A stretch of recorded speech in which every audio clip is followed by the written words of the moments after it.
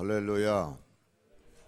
2020년도를 시작하는 우리 모든 여러 성도님들의 계획과 사업 위에 하나님 아버지의 그 축복하심이 넘치시기를 주님의 이름으로 축원합니다.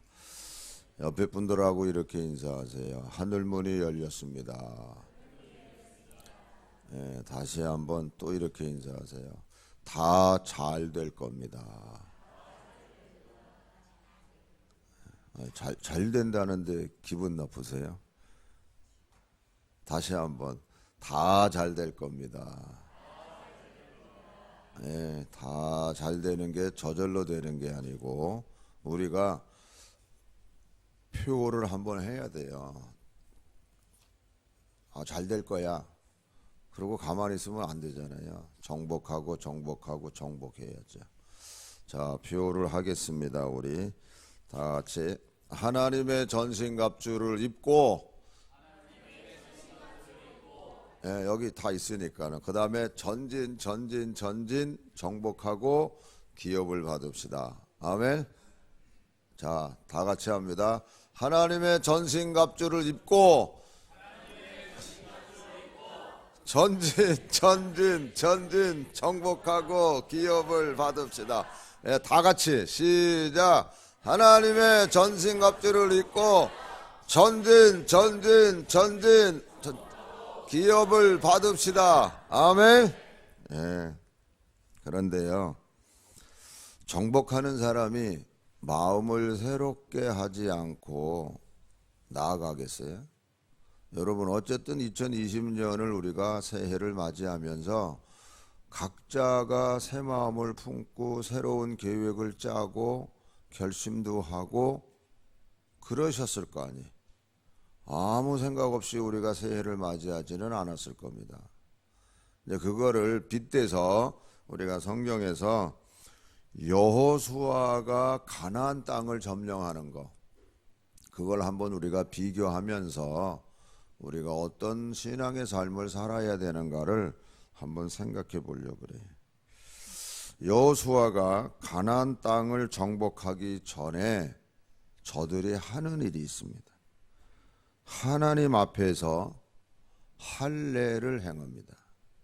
근데 그러기 전에 가나안 땅의 사람들의 상태는 어떤 상태로 있는지 먼저 여호수아 5장 1절을 볼게요. 요단 서쪽의 아모리 사람의 모든 왕들과 해변의 가나안 사람의 모든 왕들이 여호와께서 요단물을 이스라엘 자손들 앞에서 말리시고 우리를 건너게 하셨음을 듣고 마음이 녹았고 이스라엘 자손들 때문에 정신을 잃었더라. 이렇게 돼 있어요. 어떤 의미에서 이스라엘 백성들은 가나안 사람들이 저런 상태인 줄은 모르죠. 거꾸로 40년 전에 가나안 땅에 정탐하러 갔다가 와서 어떻게 보고를 해요? 저들은 강하고 성벽도 높고 거기에 힘센 사람도 있고 그래서 우리가 절대로 점령할 수 없다. 이렇게 보고를 했거든요. 그래가지고 하나님께서 그 정신 빼느라고 광야에서 40년 동안 돌렸어요. 그리고 나서 이제 다시 가나안 땅에 들어가는 거거든요.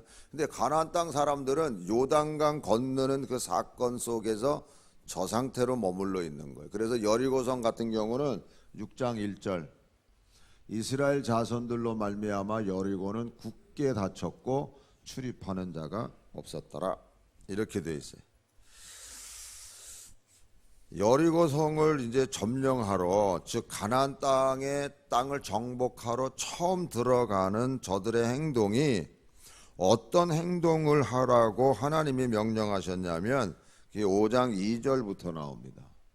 자, 한번 읽으세요. 그때에 여호와께서 여호수아에게 이르시되 너는 부싯돌로 칼을 만들어 이스라엘 자손들에게 다시 할례를 행하라 하시매 여호수아가 부싯돌로 칼을 만들어 할례산에서 이스라엘 자손들에게 할례를 행하니라. 여호수아가 할례를 시행한 까닭은 이것이니 애굽에서 나온 모든 백성 중 남자 곧 모든 군사는 애굽에서 나온 후 광야 길에서 죽었는데, 이게 굉장히 중요한 말입니다. 모든 백성 중 남자 곧 모든 군사예요. 군사가 60만 명이라고 기록되어 있었어요. 근데 애굽에서 나온 후 광야 길에서 다 죽었어요. 그 사람들은. 오직 남아있는 사람은 누구? 두 사람밖에 없어요. 여호수아와 갈렙. 잘 여러분들이 새기세요. 자, 그리고 그 나온 백성은 다 할례를 받았으나 다만 애굽에서 나온 후 광야 길에서 난 자는 할례를 받지 못하였습니다. 이스라엘 자손들이 여호와의 음성을 청종하지 아니하므로 여호와께서 그들에게 대하여 맹세하사 그들의 조상들에게 맹세하여 우리에게 주리라고 하신 땅 곧 젖과 꿀이 흐르는 땅을 그들이 보지 못하게 하리라 하시매 애굽에서 나온 족속 곧 군사들이 다 멸절하기까지 40년 동안을 광야에서 헤매였더니 그들이 대를 잇게 하신 이 자손에게 여호수아가 할례를 행하였으니 길에서는 그들에게 할례를 행하지 못하였으므로 할례 없는 자가 되었음이더라. 이렇게 할례 없는 자가 되었는데 이제 다시 너희들 할례를 행하라고 명령하는 거예요. 그러면 할례라는 게 무엇이냐 하는 거죠. 할례를 행하라는 게 창세기 17장 1절부터 볼게요. 아브라함이 99세 때에 여호와께서 아브라함에게 나타나서 그에게 이르시되 나는 전능한 하나님이라 너는 내 앞에서 행하여 완전하라. 여기서 1절 볼게요. 99세 때에 하나님 다시 나타나셨어요.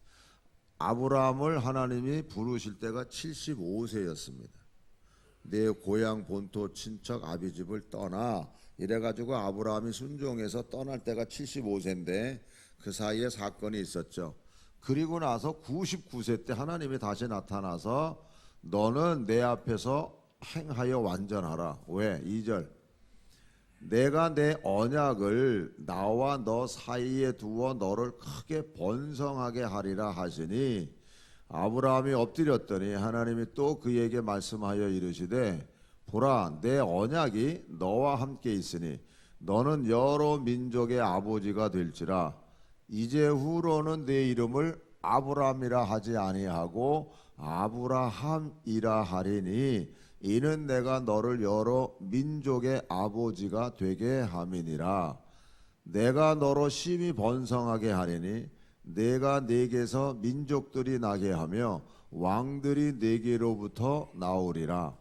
내가 내 언약을 나와 너 및 내 대대 후손 사이에 세워서 영원한 언약을 삼고 너와 내 후손의 하나님이 되리라. 하나님께서 아브라함에게 지금 영원한 언약을 삼고 너와 내 후손의 하나님이 되리라고 하나님이 약속을 하고 있는 거죠. 하나님의 약속이에요, 여러분. 여러분 세상에 살면서 약속 어긴 인간 보면은 별로 탐탁하게 여기지 않잖아요. 근데 하나님이 친히 아브라함하고 지금 내가 약속할게. 내가 너에게 내가 번성하고 창대케 되도록 내가 할게. 그리고 너 이제 아브라함이라 하지 말고 아브라함이라고 해. 이게 하나님, 이게 아브라함을 새롭게 만드신 거죠. 새롭게 하시는 거죠. 그래서 8절 내가 너와 내 후손에게 네가 거류하는 이 땅 곧 가나안 온 땅을 주어 영원한 기업이 되게 하고 나는 그들의 하나님이 되리라. 반복해서 하나님이 약속했어요. 이게 이제 네가 거주하는 이 가나안 온 땅을 지금 주시겠다고 약속하는 거예요. 근데 이게 이 약속이 지금 여호수아에게 와서 성취되는 거죠.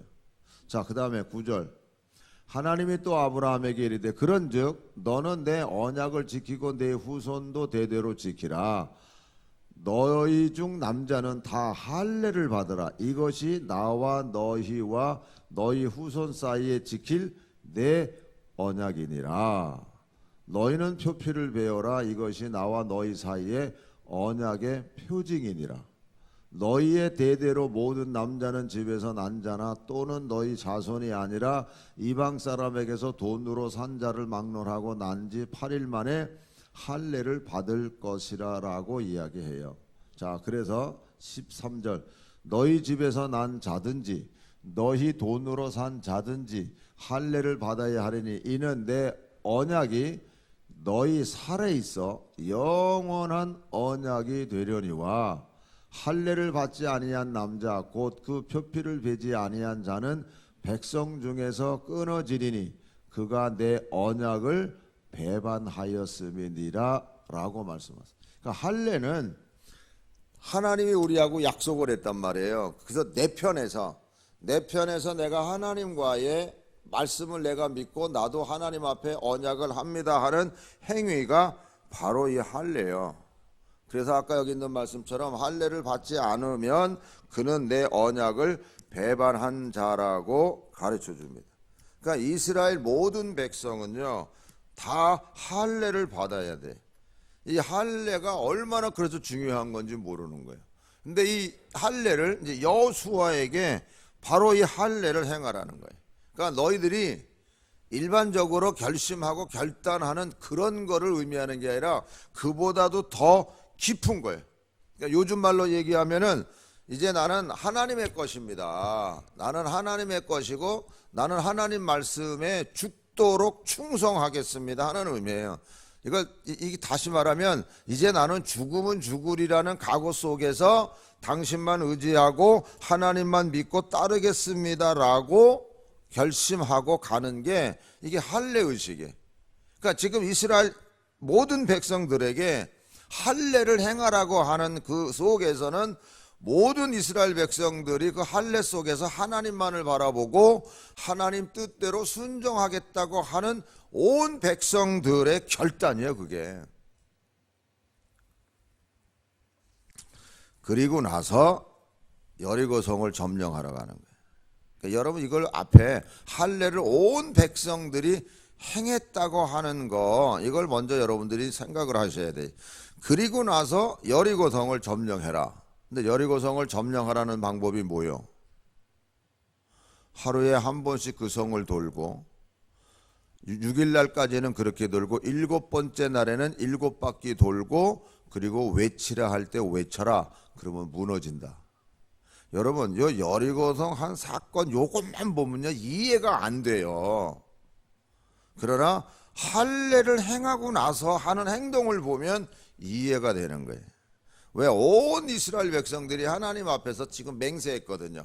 할례를 행하면서 하나님 앞에 이제는 나는 당신의 것이고 나의 생명이 당신의 것이고 당신이 약속한 걸 믿고 우리도 당신에게 약속했고 그대로 우리가 하겠다고 순종하겠다고 해서 떨어진 명령이 여리고성 매일 하루에 한 바퀴씩 돌고 그리고 7째 날에는 7바퀴 돌고 그리고 외쳐라. 그럼 무너질 것이다.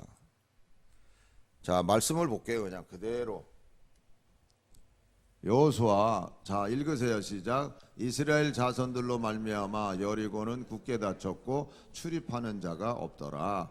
여호와께서 여호수아에게 이르되 보라, 내가 여리고와 그 왕과 용사들을 네 손에 넘겨 주었으니 너희 모든 군사는 그 성을 둘러 성 주위를 매일 한 번씩 돌되 엿새 동안을 그리하라.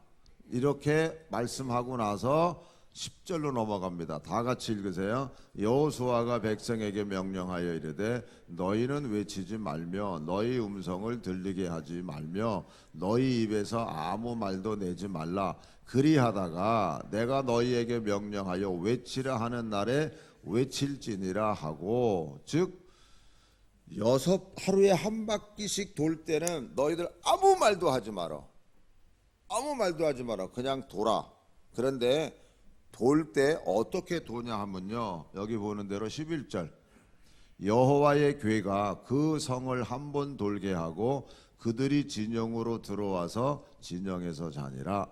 여호와의 괴가, 그러니까 하나님의 법궤를 앞세우고 그리고 백성들이 도는 거예요. 자, 12절 또 여호수아가 아침에 일찍 일어나서 제사장들이 여호와의 궤를 메고 제사장 7은 양각 나팔 7을 잡고 여호와의 궤 앞에서 계속 행진하며 나팔을 불고 무장한 자들은 그 앞에 행진하며 후군은 여호와의 궤 뒤를 따르고 제사장들은 나팔을 불며 행진하니라.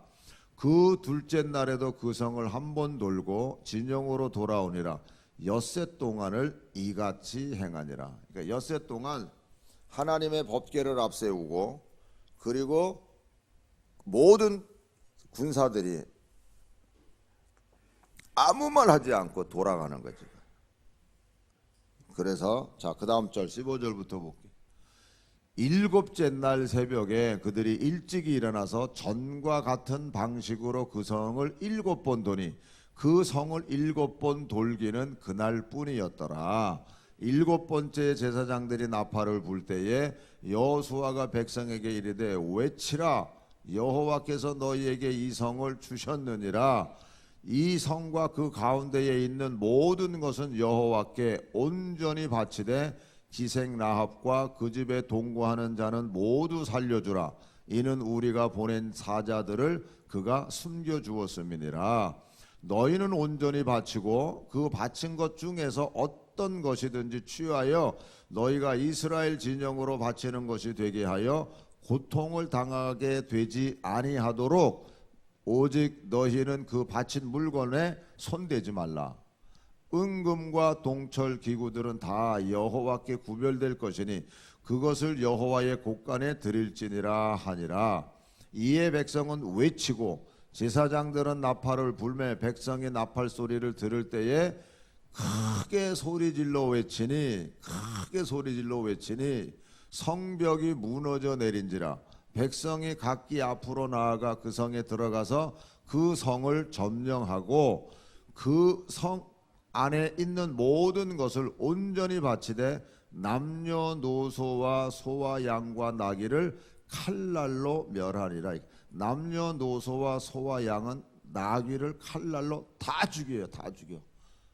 어떻게 보면 하나님은 잔인한 하나님이라고 볼 수도 있어요. 근데 이 말은 무슨 뜻이냐면 신약으로 넘어가면 악한 모양은 어떤 것도 쳐다보지 마, 이 말하고 똑같은 거예요.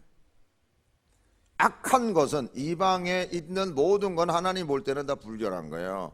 그러니까 다 모조리 다 죽여. 얼마나 잔인한지. 이 잔인하다는 게 그만큼 하나님은 거룩한 하나님이기 때문에. 그래서 신약에 들어오면 바울이 뭐라 그래? 악한 모양은 아예 쳐다보지도 마, 이렇게 되어 있는. 악한 모양은 쳐다보지도 마. 여러분, 여리고성이 단순히 그냥 무너졌다고만 보면은 안 돼요. 여리고성이 무너지기 전에 이스라엘 백성들이 무엇을 했다 그랬죠? 할례를 행했다 그랬어요. 그러니까 할례를 행했다고 하는 것은 하나님 앞에서 깨끗하게 거룩한 자기 자신의 몸을 만들었을 뿐만 아니라 이 일로 인해서 한 마음이 되고 한 뜻이 되고 그리고 한 목소리로 크게 외친 거예요. 그래서 하나 된다고 하는 이 일이 얼마나 중요한 일인지 몰라요. 그럼에도 불구하고 그렇게 주의 줬고 또 그렇게 하나가 되고 그렇게 모든 사람들이 한 마음이 됐고 하나님 뜻대로 순종하면서 가서 여리고성을 점령했음에도 불구하고 그 안에 아간이라는 한 사람이 있었어요. 아간이라. 하나님 말씀에 순종하지 않고 하나님 앞에 다 드려야 될 재물을 자기가 가진 거예요. 그러니까 성경에서는 그런 얘기를 해요. 아간이 등장하는데 여러분, 아간이 누굴까? 우리들 안에 아간은 누굴까? 여러분 먼저 생각. 나는 하나님 거 도둑질 안 했는데. 예, 맞아요. 여러분들 중에 아간은 없어요. 그런 면에서의 아간은 없어요. 그런데 말씀을 여러분들이 잘 듣고 그리고 여러분 스스로를 여러분들이 판단해 보세요. 오늘 설교 제목이 뭐죠? 오늘 설교 제목 다 같이 읽어보세요. 시작. 크게 시작. 예, 새 것으로 새 것 받읍시다. 자, 본문 말씀 한 절만 읽을게요. 38절. 다 같이 읽으세요. 새 포도주는 새 부대에 넣어야 할 것이니라. 다시 읽으세요. 예, 한 번 더 읽으세요. 새 포도주는 새 부대에 넣어야 할 것이니라. 예. 여러분들은 여기서 말하는 것처럼 새 가죽 부대예요. 새 가죽 부대. 왜? 예수 그리스도의 보혈의 피로 씻음 받았기 때문에 죄는 다 씻어지고 새로운 사람, 의롭다라고 인정을 받아요. 그러면 새 가죽 부대가 됐어요. 그러면 이것을 아까 이스라엘 백성들이 할례를 받았다 그랬잖아요. 할례. 그거하고 한번 연관 줘 볼게요. 띄워주세요. 그림 띄워주세요. 예. 이 사람들은 할례를 받았어요. 이 할례 받은 거는 요거 줄 쳐요. 새 가죽 부대가 된 거예요. 우리로 말하면 이 사람들은 할례를 받았어요. 우리는 뭐요? 새 가죽 부대가 됐어요. 이 할례를 통해서 하나님이 하나님과의 언약이 된 거예요. 이게 할례가 하나님과의 언약이에요. 여러분들이 예수 그리스도를 믿음으로 말미암아 새 가죽 부대가 됐으면 예수 그리스도 안에서의 언약이요, 맹세요, 여러분들 스스로가. 그래서 여기서는 이게 왜 나와? 하나님과의 언약에서 주어진 사명이 뭐요? 여리고성 점령하는 거죠. 여리고성 기껏 점령했는데 거기 뭐가 나와요? 아간이 등장해.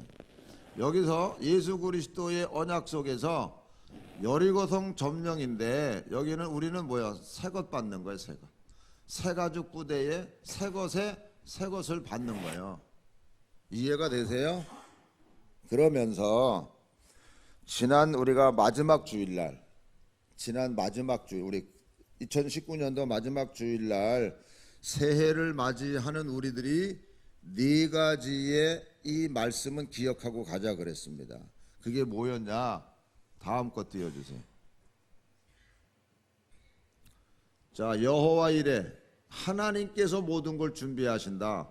에베네셀의 하나님, 하나님이 여기까지 인도하시고 보호해 주셨다.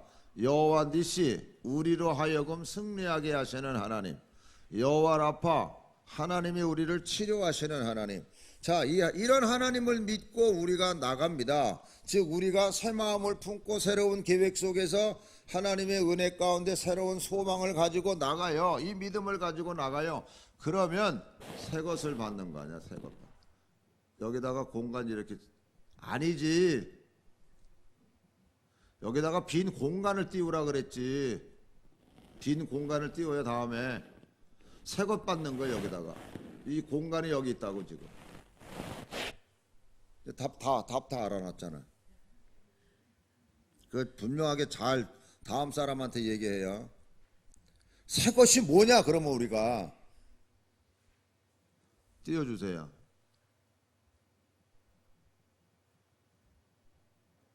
이거 띄우라고. 자, 여기 안 칸에다가 넣으라고 이제.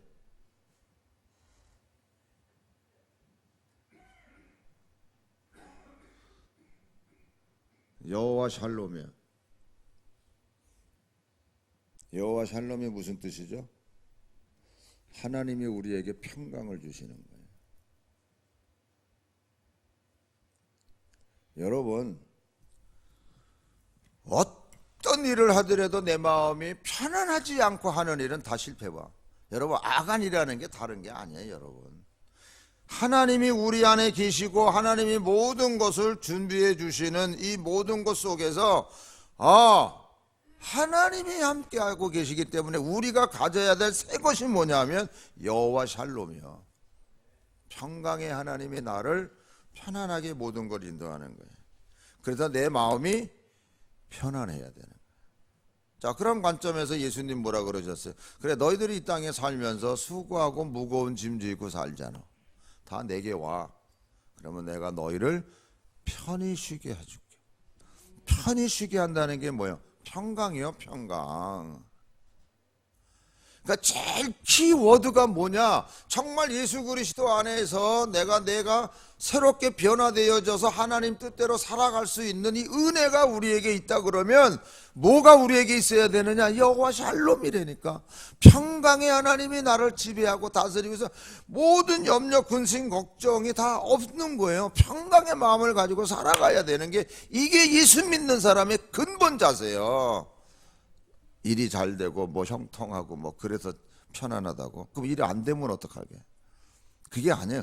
근본 자체가 진짜 우리가 예수님을 믿고 믿음으로 나간다 그러면 우리가 평강이 넘쳐야 되는 거예요. 이게 키워드예요. 그러니까 여러분 마음이 평강이 넘치지 못하고 그러면은 그게 아간이에요. 그게 내 마음속에 불안하고 염려하고 걱정하고 이런 거가 나를 다스리고 있다 그러면 그 자체가 아간이에요. 그게 아간이에요, 여러분. 그거 뽑아내야 돼. 왜? 이스라엘 백성이 여리고성 점령하고 그 다음 아이성 점령하는데 아이성은 여리고성보다도 작아요. 근데 실패를 봐. 왜 그러지? 네 안에 내 말에 순종하지 않는 자가 있어서 그래. 이제 이렇게 해서 제비뽑기에서 뽑혀진 게 아간이지만 오늘 우리들이 왜 내가 새 마음을 품고 하나님 은혜 가운데 살아가고 있는데 왜 안 될까? 네 안에 아간이 있어서 그래. 그게 뭐예요? 내가 너한테 평강을 주는데 왜 네가 주인이 돼서 염려하고 걱정하고 왜 불안에 떨어? 그거 뽑아내 그거예요. 이스라엘 진영에서 아간을 뽑아내니까 그 다음에 여리고성 점령하고 그 앞에 가는 일에 지장이 없어요.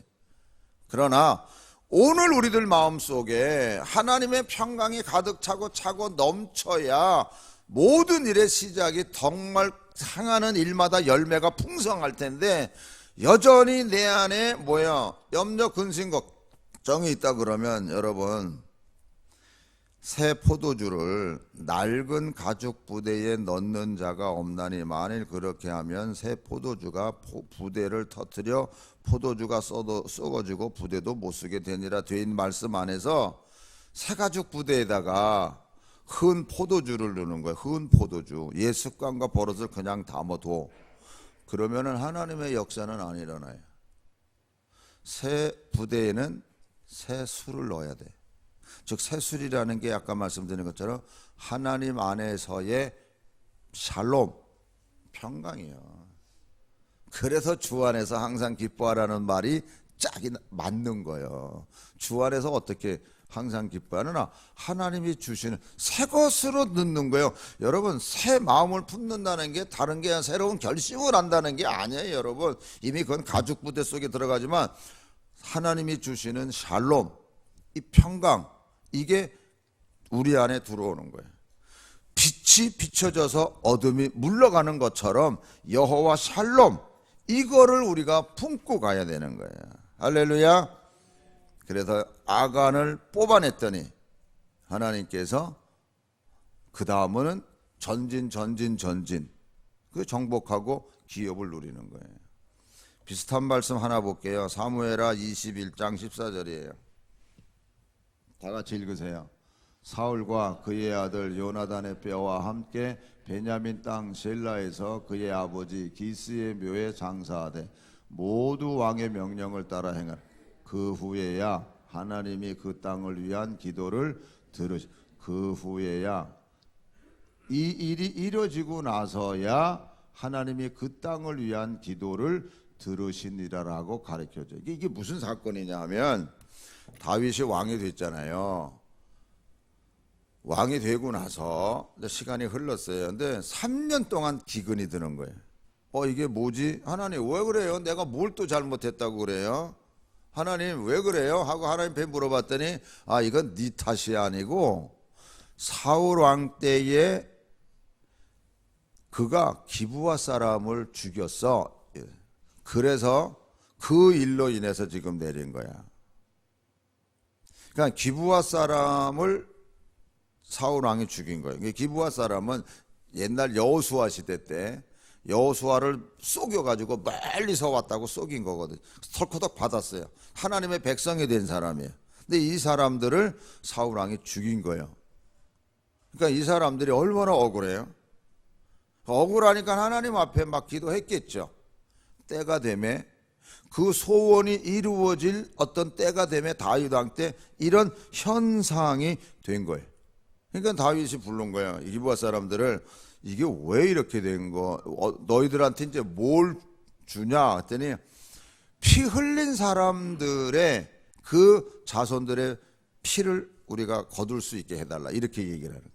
그러니까 자손들을 내달라. 우리가 죽이겠다는 거예요. 그래가지고 졸지에 사울의 자손 7명이 그들 손에 들어가게 돼요. 근데 그때 다윗하고 사울의 아들 요나단하고서는 서로 약속을 해요. 서로 생명의 관계에 약속을 해요. 그래서 그 요나단의 아들 무비보셋은 안 줘요. 다윗이 안 줍니다. 그 사람들한테, 기브아 사람들한테 안 주고 다른 자손들을 줘요. 그래서 여러분, 우리가 믿음으로 잘 살아야 돼요.